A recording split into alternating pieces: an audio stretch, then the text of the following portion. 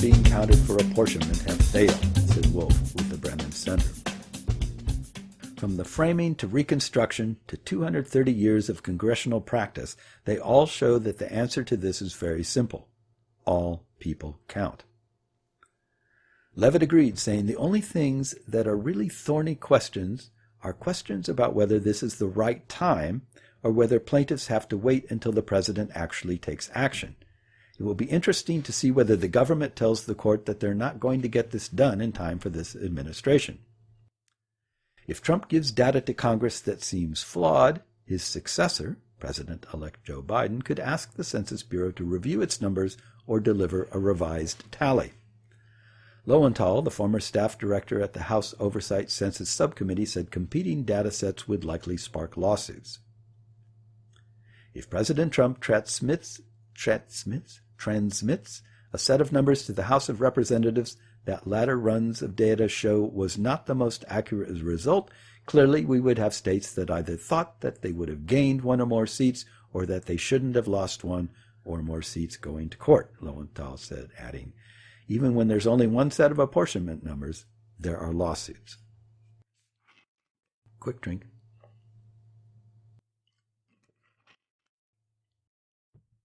So yeah, this is kind of a huge deal and not really much of a deal all at the same time. And it really depends. I mean, I have to say, people talk a lot about Obama judges or Trump judges or, whatever. And that's a really bad thing, that we have this sense that there are,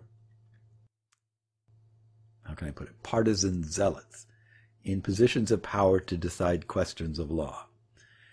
And I don't like thinking that way, but I have to say that Trump-McConnell stacking of the Supreme Court and the courts generally has definitely been a clear and obvious exercise of attempting to put partisans in permanent positions. The fact that they worked so hard at it and that that's basically all they did during the last portion of the Trump administration is a clue to how important this process was to them and to their belief, anyway, that they will get what they want for this. Because if they thought all judges are impartial, all judges vote, their conscience, they follow the rule of law, et cetera, if they really believed that, there would not be that big a push.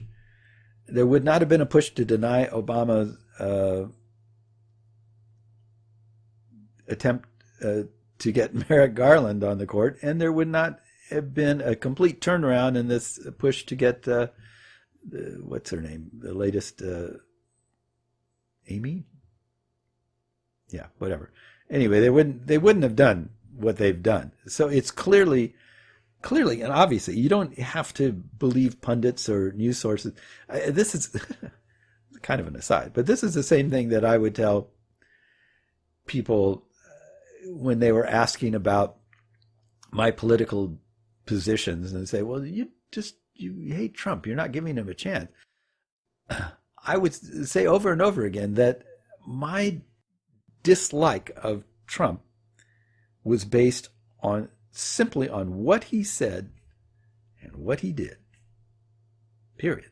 Not what so-and-so says he said, not what so-and-so says he did, not what this person or this newspaper or that TV newscast claimed about him, but simply listen to him talk, listen to what he says, and watch what he does. That's all it takes. You don't have to believe anybody else to know what kind of person he is, still is. And a similar thing holds true for this business with the judges. You don't have to follow every decision that the judges make and the ins and outs of different court processes to realize that when a partisan political project, which is what basically Republicans have been for a while now, goes out of their way to install hand-picked judges into lifetime appointments and to exclude every other bit of business in favor of just doing that and continuously doing that and just allowing themselves to be obviously hypocritical and all that. They don't do that sort of thing unless there's a reason for it. So anyway, this is a long way around saying I do not trust the Supreme Court now to look at this reapportionment thing fairly. I just don't. There are enough people on it who make decisions based on what's good for their conservative ideology, not what the law states. Any group of reasonable people would look at this question and say, well, it's a no-brainer. Obviously, the census is supposed to count everyone. The total number of people living in the state. Who lives in the state? These people. The whole number of persons, I think, is how it is defined. So that doesn't say citizens. That doesn't say legally or illegally. It doesn't say in or out of jail. It doesn't say anything except that do you live there or not. That's what the census is supposed to count. That's all the census is supposed to count, which is everything. And any attempt to alter that is flying in the face of the whole point of it. And so you would think that Supreme Court justices who claim to follow the intent of the law, they're traditionalists, they say. The original intent of the authors that's what we follow. You would think they would all immediately just go, well, obviously, that's what the census is for. That's what it does. End of story. But I will be surprised if there aren't at least, I'm going to say 3,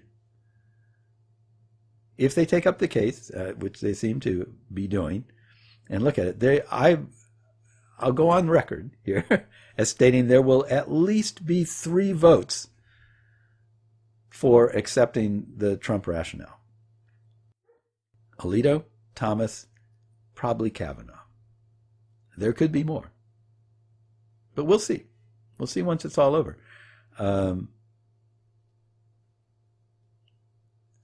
I'm hoping and I'm thinking that this will be another example of Trump trying too hard and not using good people to try to make this thing work, and just failing. It seems that the census is in bad shape. They went too fast. They're in the middle of a pandemic. They're going to have a hard time. They've rushed themselves. They didn't give themselves time, all so that they could get this done in January while Trump was still president and get a push in his direction. But I don't think it's going to work ultimately, regardless of what the Supreme Court says, because I don't think that it wasn't done well. There was too many strikes against it throughout the process, and there's no way they can fix it. And as stated in the article, there's no way that anyone can say this is the number of undocumented immigrants living in each state. How do you say that? I work with undocumented immigrants. I don't know how many are even living in the same town. I know kind of where people live. I know whatever, but I have no idea. I couldn't even make a good guess. And so how is someone at the Census Bureau going to do it? I mean, of course they can make guesses and they can pretend that those guesses are based on all sorts of things and whatever, but it's not any kind of number that you can rely on. And I promise you that if they make guesses and it changes apportionment, there are going to be lawsuits all over the place. And it's just going to be a big mess for a long time. And I just don't think it can happen. I just don't think it's possible to make it happen. I think it would be the project of, decades. Like one political party would have to decide this is our goal for the future, and we are going to work on this, and make this happen. And they would have to go through all sorts of convoluted processes to try to come up with this stuff and make it work somehow. So this was too rushed, going too far, and trying too hard, as is the case with most Trump stuff. Anyway, I should move on. But that's my thoughts on it. That's why I'm not really worried about it. I am concerned that the Supreme Court will show their partisan feathers and like maybe attempt to say that it's an okay thing to do to exclude these people, so that even if it doesn't happen this year, the next time the census rolls around, then they've left that as an opening. But it's not going to happen anytime soon, I don't think, if it happens at all. And I don't see any reason why it should ever happen, because it's completely goes against the whole purpose of the census. Anyway, moving on. This is kind of a follow-up on some points that we discussed earlier. It's entitled, Biden Faces Early Test with Immigration and Homeland Security After Trump.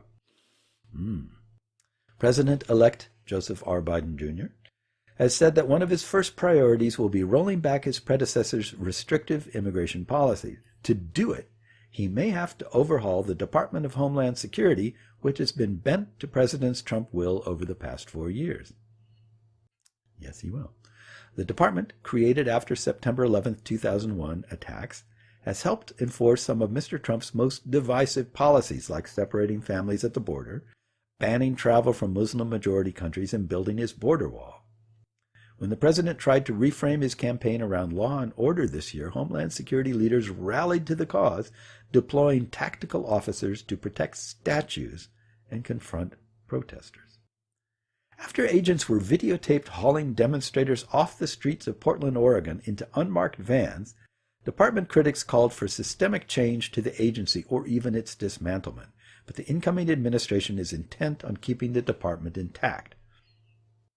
This is unfortunate. Still, change is coming.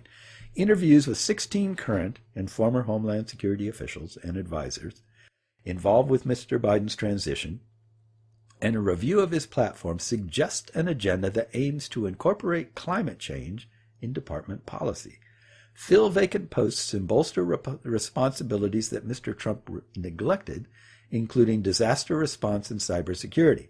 But undoing Mr. Trump's immigration policies will initially dominate. These guys have been thinking about this. I'm so heartened when I read this stuff. I'm like, yes, somebody's been really thinking, digging down and thinking like, how should this work and what should this be?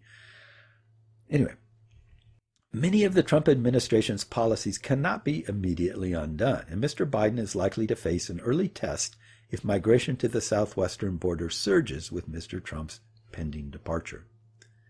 That could be politically fraught, balancing the demands of the Democratic left for more lenient immigration policies with the concerns of moderates who fear such issues cost the party dearly in House and Senate elections this month. Mr. Trump campaigned on a hardline immigration agenda when he won the election in 2016, and the policies remain a central appeal to many who have supported him. If it looks like they're just kicking the can down the road, then many people will be angry, says Marisa Franco, the executive director of Mi Gente, a Latino civil rights organization who served on a task force that issued recommendations to the Biden campaign. Mr. Trump measured the success of his Homeland Security secretaries primarily by the progress of his border wall and the monthly totals of arrests made by his border agents. The 23-member transition team announced by Mr. Biden last week indicates he will bolster the other responsibilities of the sprawling department. The team includes at least 4 former officials with Citizenship and Immigration Services, the legal immigration agency that has been mired in financial struggles. The leader of the team, Ur Jadoo, was a chief counsel for the agency under President Barack Obama and frequent critic of Mr. Trump's policies. The group also features multiple former Obama administration officials who focused on cybersecurity, emergency response, and transportation security. Mr. Trump had a team of only 4 transition advisors for Homeland Security. If you look at what's going on in the world now, in addition to border security and TSA airline issues, you have a pandemic and an unprecedented hurricane season, said Michael Chertoff, a Homeland Security Secretary under George Bush, referring to the Transportation Security Administration. Mr. Biden, he said, will take a broader-based, more strategic approach. Time for another drink.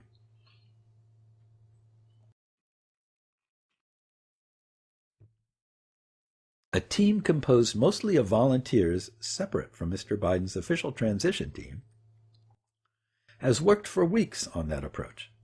Those volunteers, including Mr. Obama's former director of the Domestic Policy Council, Cecilia Munoz, and his former Deputy Homeland Security Advisor, Amy Pope, have focused on infusing climate change research into the decision-making of the next department leadership.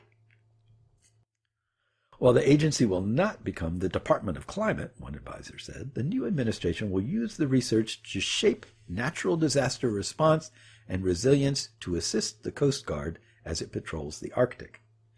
The next Homeland Security leaders could rely on climate science to predict migration from places like Guatemala, where coffee rust has disrupted the crops farmers rely on. This is something that needs to be a long-term priority for DHS, says Thomas S. Warwick, a former top counterterrorism official in the department and a co-author of a report this year that emphasized the department's future roles defending against cyber threats, pandemics, and white supremacy. Mr. Warwick's co-author, Caitlin Durkovich, is on Mr. Biden's official transition team.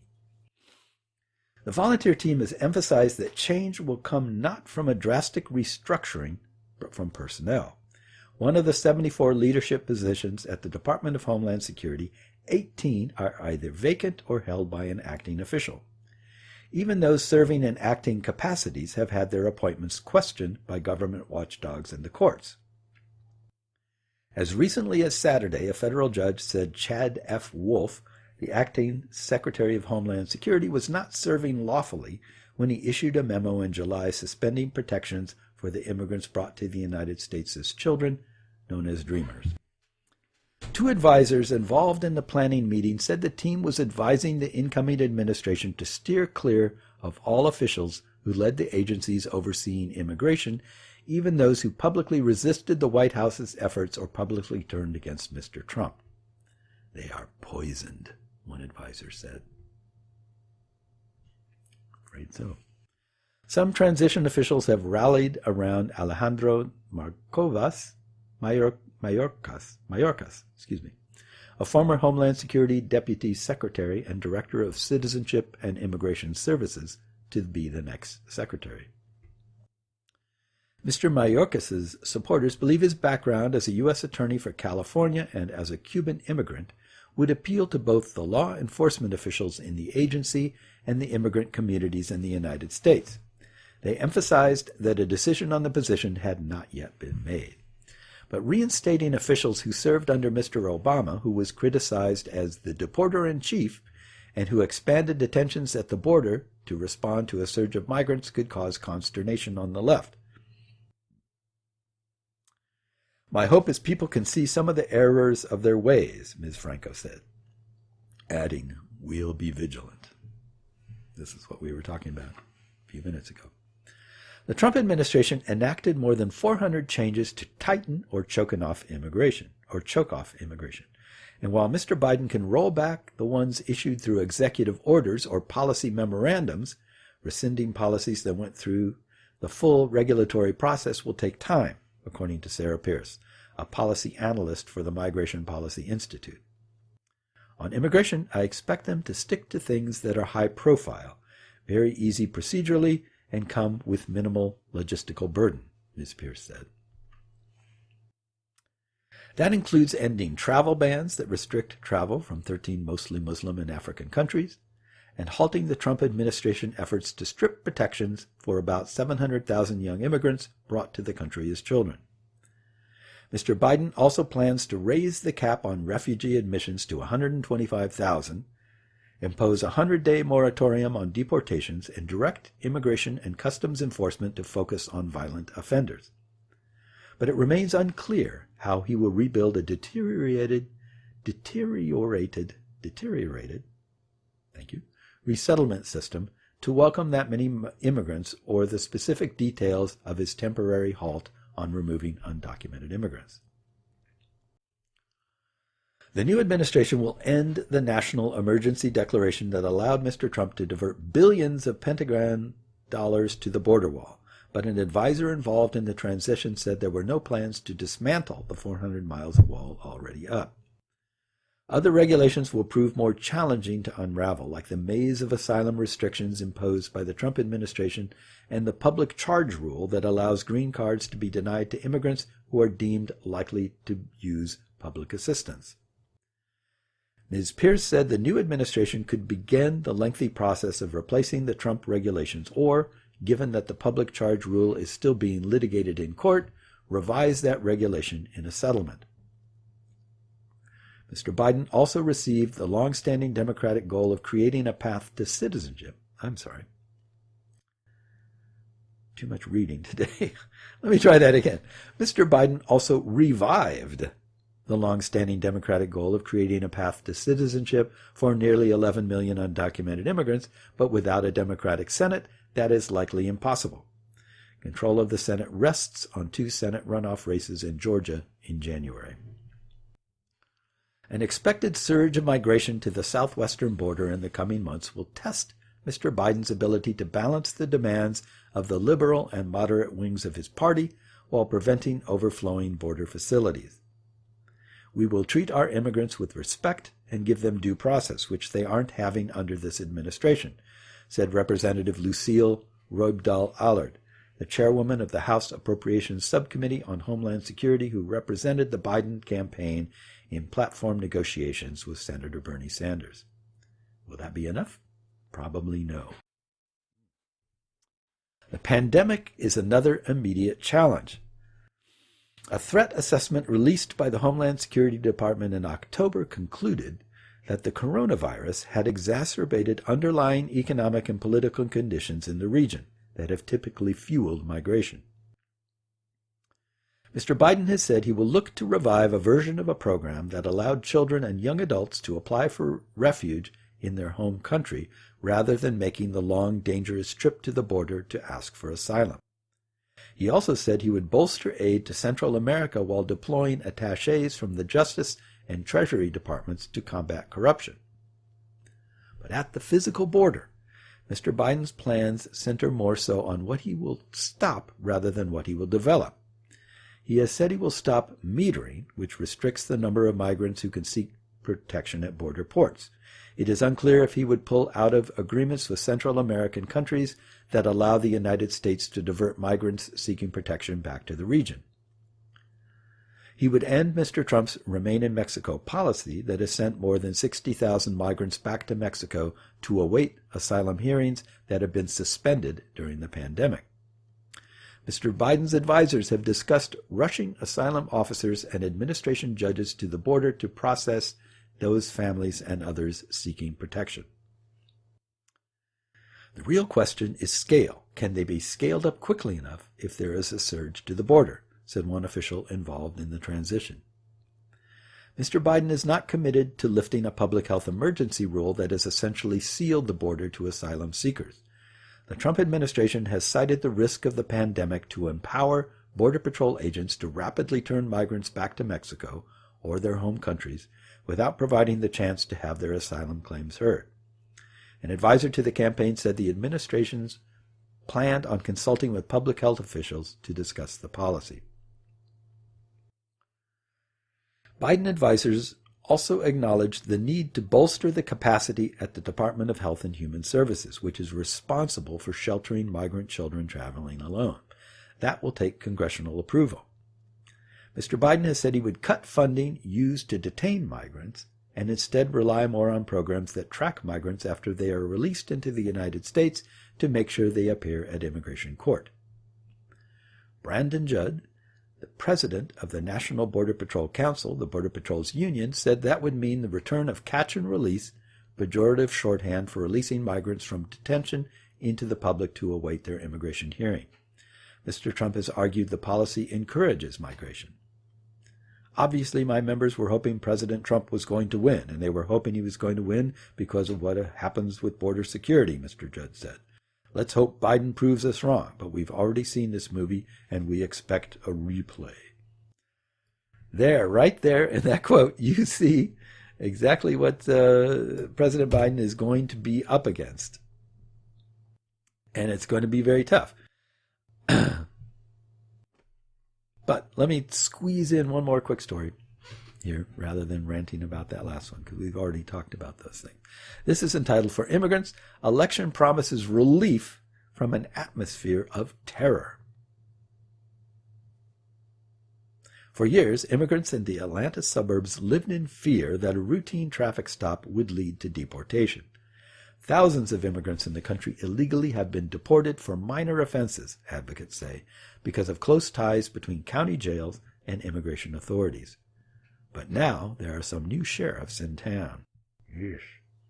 "I'm the sheriff of Gwinnett County for everybody, regardless of your race, regardless of your gender, regardless of your immigration status," said Kibo Taylor, the sheriff-elect in Gwinnett County outside Atlanta.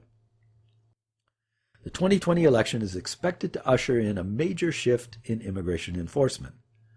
On the federal level, the Biden administration plans to rein in immigration and customs enforcement, starting with a temporary moratorium on deportations. On the local level, a number of sheriffs known for their hardline immigration stances retired or lost their re-election bids. In Georgia, the blue wave that delivered the state to Biden also helped to elect several county sheriffs who have pledged to limit how they cooperate with ICE.